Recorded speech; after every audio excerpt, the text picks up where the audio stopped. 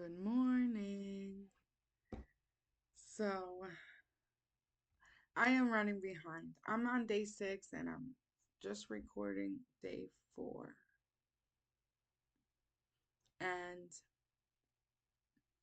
I there's not really an excuse. Yesterday was really busy, um but I think it also is pretty powerful when I get to see in day 6 how God is already working on what he said in day 4. So that's really powerful. So day 4 was pretty normal day. Faith was the word of the day, and of course Hebrews 11 was where the day started, and it started with 11:1. Now faith is the substance of something hoped for, the evidence of things not seen. He gave me revelation about well, no, it's in this is in Hebrews 11, it's verse 4, but he showed it to me. Like, I wrote it down in a different way than it's written in the book. So Abel's death is not in vain. His obedience and sacrifice was eternal. And then Hebrews 11:24, Moses by faith chose to suffer afflictions with the people of God than to enjoy the pleasures of sin for a season.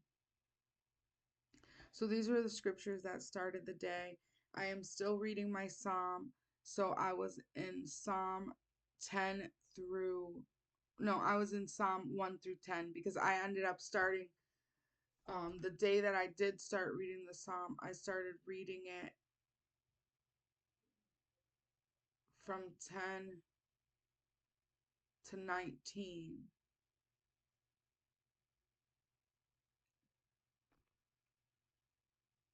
Yeah, from 10 to 19.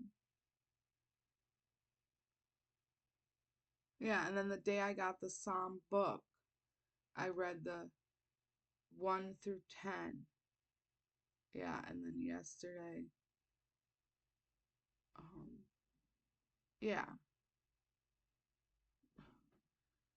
I don't even remember. But I am in the Psalm, and now I'm up to 39. I'm up to Psalm 39. So each day I'm trying to read at least 10. So I am sorry that I cannot figure out what I read on the fourth, but I know one of the days, on the fourth day, but I know one of the days I had to go backwards because I had started my first day on Psalm 10 for some reason. So, anyways, I'm still reading that too.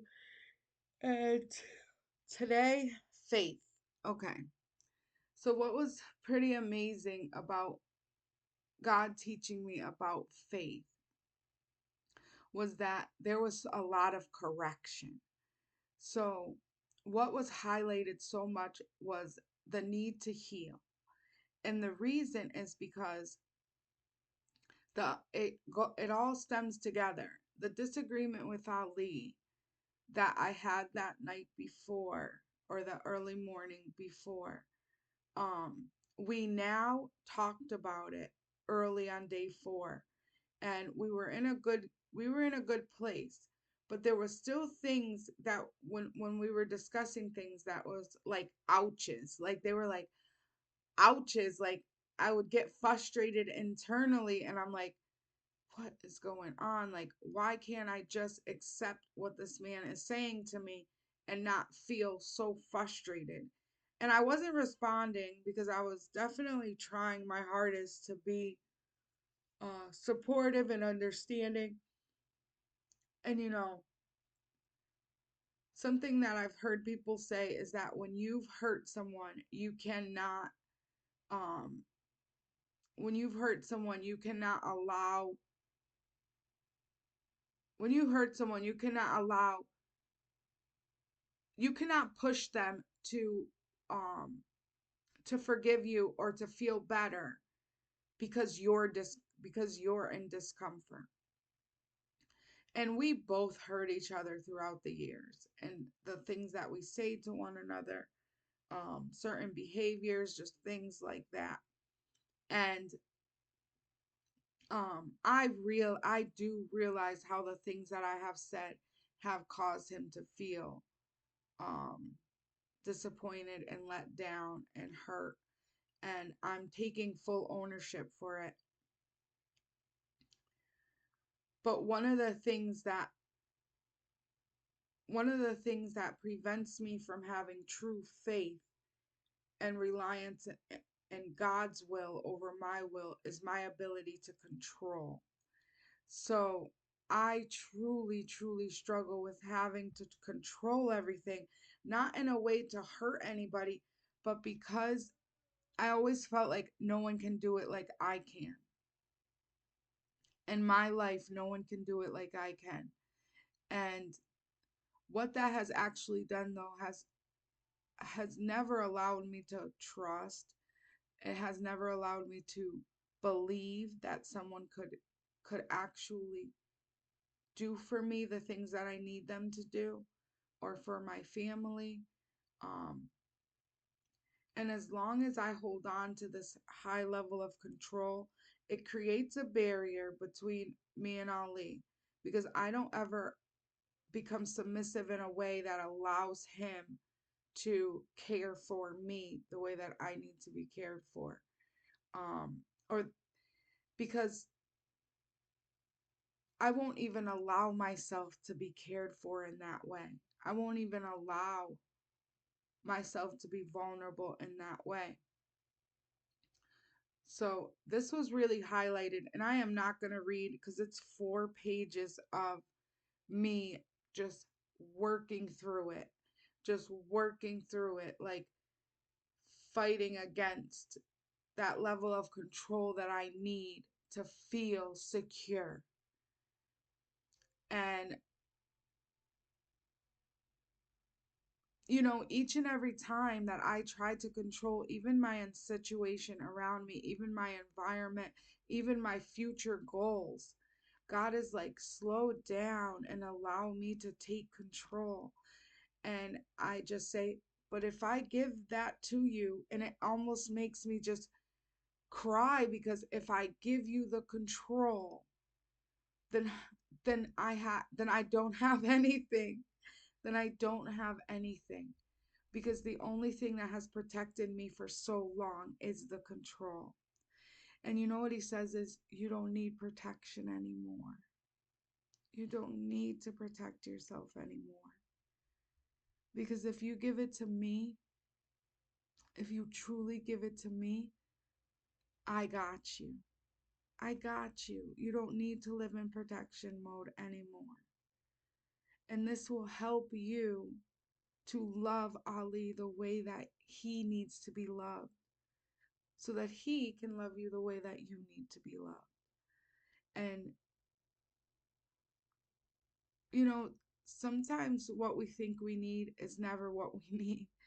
And God has worked on our relationship for a really long time, and he has helped us strengthen it in many ways. And I see the power behind a godly marriage, like when God is fully in it, and how he can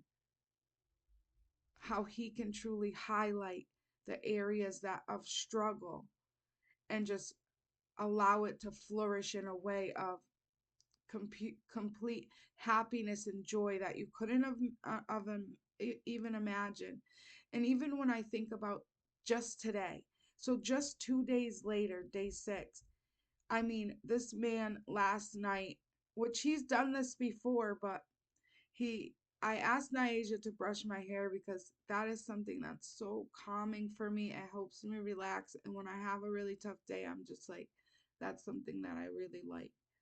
And he hears me say that.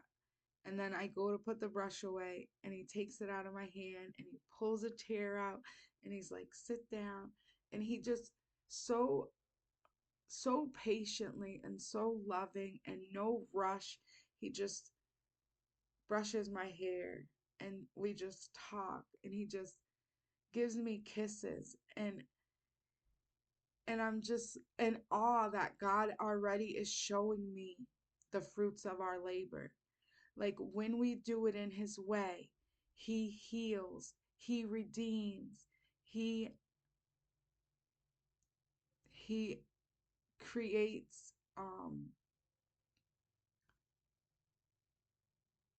he just creates like an unconditional love. He breaks division. So that it was just powerful. And I understand why it's in faith. Because if you keep trying to control everything, if you keep if you keep doing things in the way that is your way, then you're not actually having faith that God's going to do it. You're not trusting him, you're not believing in him. You are not living by faith.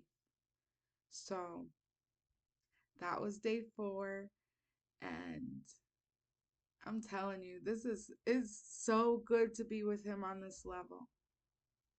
I love you. God loves you. I hope to see you in heaven someday.